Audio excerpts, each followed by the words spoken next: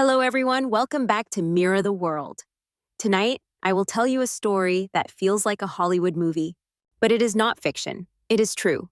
On June 6, 2015, two dangerous men escaped from Clinton Correctional Facility in New York State. It was the first escape from this prison in more than 100 years. The story shocked America. It led to a manhunt with thousands of officers, helicopters, and dogs. And for 23 days, the world watched closely. How did they escape? Who helped them? And how did it all end? This is the story of the Clinton prison escape.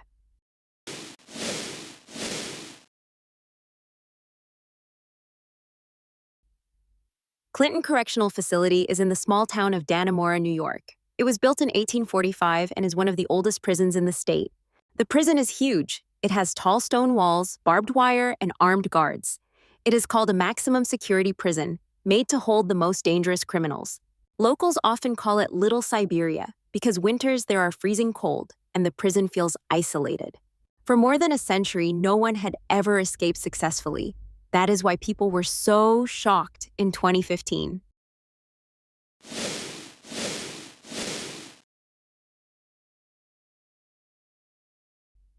The two escapees were Richard Matt and David Sweat. Richard Matt was 48 years old. He was serving 25 years to life for kidnapping, torturing, and killing his former boss. Matt had a history of escaping before. In Mexico, he once broke out of prison by bribing guards. He was known as violent, but also charming. David Sweat was 34 years old. He was serving life without parole for killing a sheriff's deputy in 2002. He was quiet, intelligent, and good at planning. Together, these two made a dangerous team. One was manipulative and bold, the other was young and smart. But still, no one thought they could escape Clinton prison.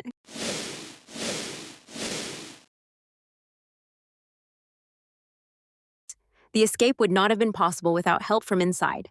The key person was Joyce Mitchell, a 51-year-old prison worker. She supervised the tailor shop where inmates sewed clothes. There, she met Matt and Sweat. They were friendly to her, gave her attention, and slowly gained her trust. Investigators later said Matt especially was very manipulative. He flattered her, made her feel special, and even started a romantic relationship.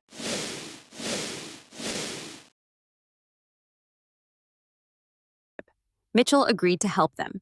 She gave them tools hidden in frozen hamburger meat. She also smuggled in hacksaw blades, chisels, and drills. Without her, the plan might have never worked. Matt and Sweat spent weeks preparing their escape. First, they cut through the steel walls behind their cells. Each night, they worked carefully, hiding the sound with loud fans. They built dummies out of clothes and blankets, so guards thought they were sleeping. They studied the prison's old tunnels and pipes.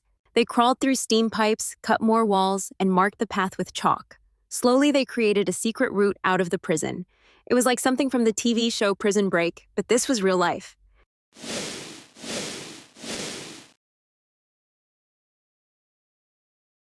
On the night of June 5, 2015, they made their move.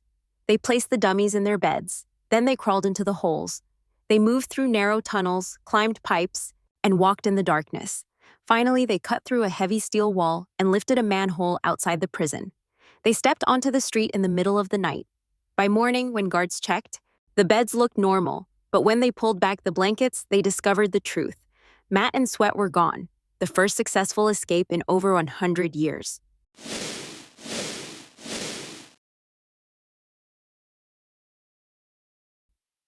The escape shocked the entire country. More than 1,000 officers joined the search. Police, state troopers, helicopters, dogs, and even the U.S. Marshal Service. Roadblocks were set up. Checkpoints were everywhere. Schools closed, and people were told to lock their doors. The area around Dannemora is full of forests, lakes, and mountains. It was a very hard place to search. The manhunt cost more than $20 million. And during the search, the truth about Joyce Mitchell came out. She admitted she brought tools into the prison. She was supposed to drive Matt and Sweat after their escape, but she got scared and backed out at the last moment. Still, she went to prison for helping them.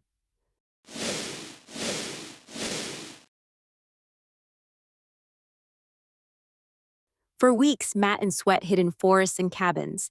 They stole food, clothes, and even guns. Police found footprints, candy wrappers, and beer bottles, but the men always stayed ahead. The search area kept moving. Sometimes officers thought they were close. Other times, false reports wasted precious hours. The community lived in fear. People locked their homes, worried the fugitives might break in.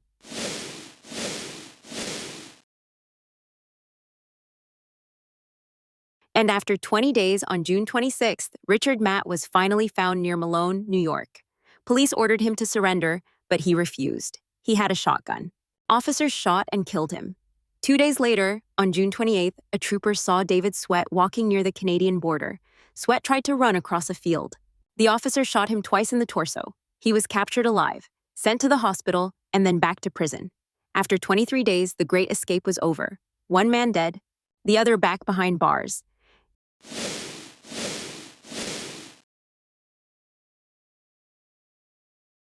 This is the story of the 2015 Clinton prison escape. Two men, using patience, planning, and help from inside, managed to do the impossible. They broke out of a maximum security prison. For 3 weeks, they lived as fugitives, and the world watched like it was a real movie. But in the end, their freedom did not last. One was killed, the other was caught. Joyce Mitchell was sentenced to prison for her role. The escape became a lesson about weakness in the prison system and the danger of human manipulation. It also showed something else: how fear can spread in a community and how a whole nation can focus on one dramatic story. Thank you for watching Mirror the World. Would you like me to tell more escape stories? Or other true events that shock the world? See you next time.